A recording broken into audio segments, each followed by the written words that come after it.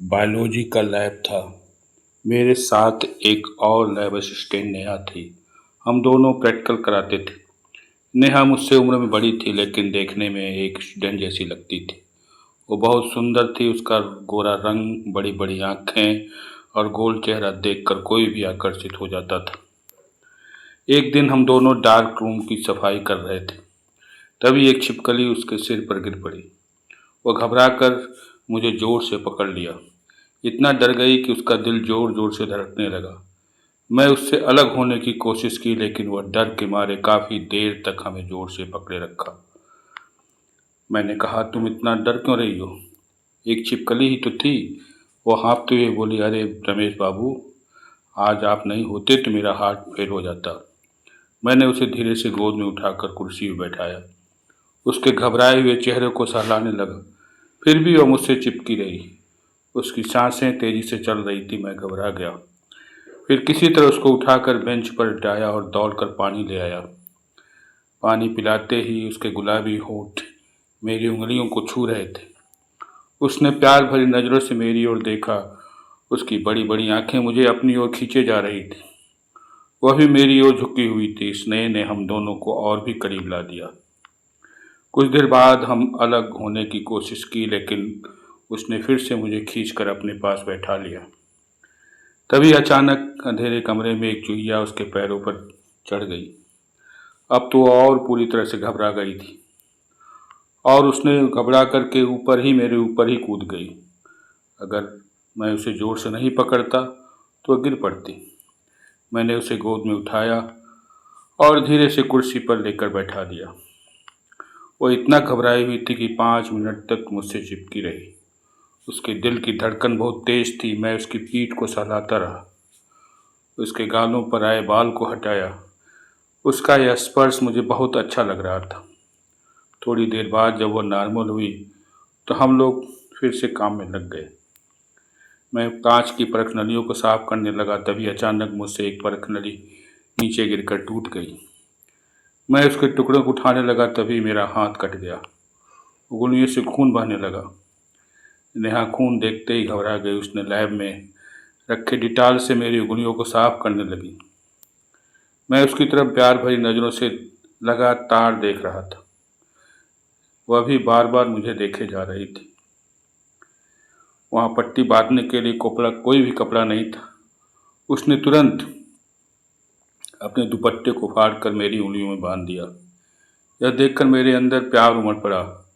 मैंने उसे प्यार से गले से लगा लिया।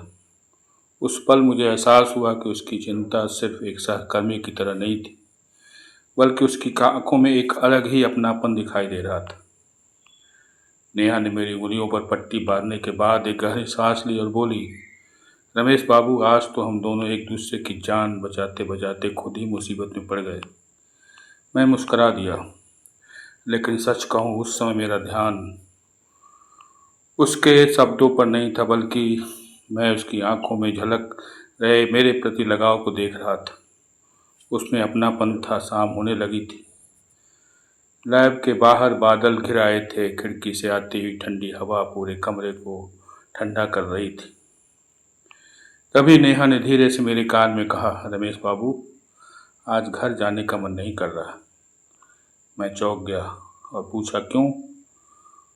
उसने कुछ पल चुप रहकर जवाब दिया, पता नहीं, कभी कभी कुछ लोगों का साथ अच्छा लगने लगता है, उन्हें छोड़ने का मन नहीं करता है। उसकी बातें सुनकर मेरा दिल तेजी से धड़कने लगा, लेकिन तभी लैब के कोने से किसी चीज़ के गिरने की जोरदार आवाज़ आई। हम दोनों घबरा गए। कमरे में उस समय हमारे अलावा और कोई नहीं था। मैं टॉर्च लेकर आवाज़ की तरफ बढ़ा।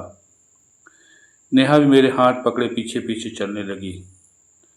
स्टोर रूम का दरवाज़ा आधा खुला हुआ था। जब मैंने दरवाज़ा पूरी तरह खोला तो अंदर का दृश्य देखकर टक गया। नेहा भी मुझे पीछे से कसकर पकड़ लिया। फर्श पर एक पुरानी प्रैक्टिकल कॉपी पड़ी थी। उस पर धूल जमी हुई थी। नेहा ने उसे कांपते हाथों से उठाकर ठीक जगह रख दिया। लैब के बाहर तेज बारिश शुरू हो चुकी थी। अचानक कमरे की लाइट चली गई। हम दोनों अंधेरे में एक दूसरे को खोजने के चक्कर में फिर एक दूसरे से टकरा गए। और तभी हमें ऐसा लगा जैसे स्टोर रूम के बाहर कोई खड़ा होकर हमारी बातें सुन रहा है। मैंने तुरंत दरवाज़ा की तरफ देखा, लेकिन वहाँ कोई नहीं था। ऐसा लगा जैसे अभी अभी कोई वहाँ से भाग गया है। नेहा डर कर मेरे और करीब आ गई। मैंने उसे अपने हाथों से सहारा दिया।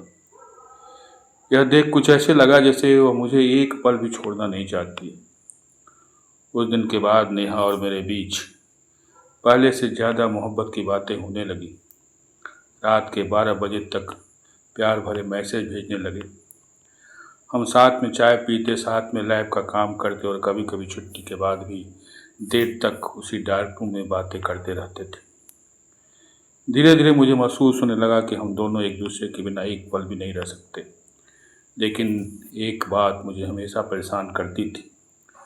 हर शाम ठीक 5 बजे नेहा का फ़ोन बजता था। फ़ोन आते ही उसके चेहरे का भाव बदल जाता था। वह घबराई हुई सी बाहर चली जाती और 10 मिनट बाद वापस आती। जब भी मैं उससे पूछता कि क्या बात है, तो वह बात टाल देती थी। एक दिन मैंने मजाक में कहा, कहीं कोई सीक्रेट बॉयफ्रेंड तो नहीं है तुम्हारा? नेहा कुछ सेकंड तक मुझे देखती रह गई, फिर मुस्कुराकर बोली कि उसने यही कहा कि अरे काश अगर ऐसी बात होती तब क्या था। उस दिन पहली बार मुझे लगा कि वह मुझसे कुछ छिपा रही है। कुछ दिनों बाद कॉलेज में वार्षिक समारोह था। नेहा ने पहली बार साड़ी पहनी थी। सच कहूँ उस दिन वो बहुत खूबसूरत लग रही थी। मेरी नज़रें बार बार उसी की तरफ चली जा रही थी। शाम को हिम्मत करके मैंने उसे एक छोटा सा गुलाब दिया। उसने गुलाब तो ले लिया, लेकिन अचानक उसकी आंखें नम हो गई।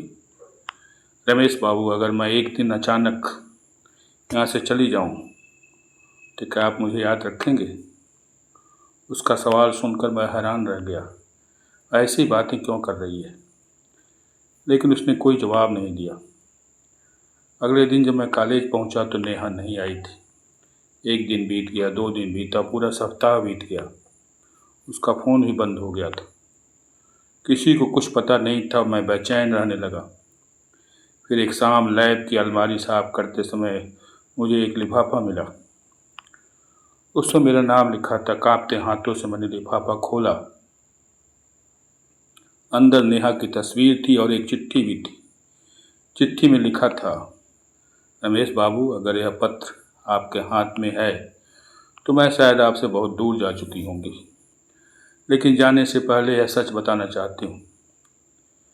मैंने जल्दी से अगली लाइन पढ़ी और उसे पढ़ते ही मेरे पैरों की तले की ज़मीन खिसक गई, क्योंकि उस चिट्ठी में नेहा ने जो राज लिखा था वह मेरे बारे में ही था। ऐसा राज जिसे मुझसे भी छिपा कर रखा गया था।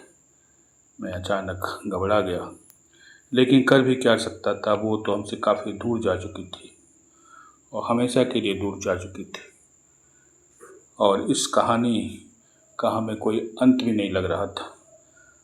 तो दोस्तों, अगर यह कहानी आपको अच्छी लगी हो तो सब्सक्राइब ज़रूर कर दीजिएगा। तब तक के लिए धन्यवाद।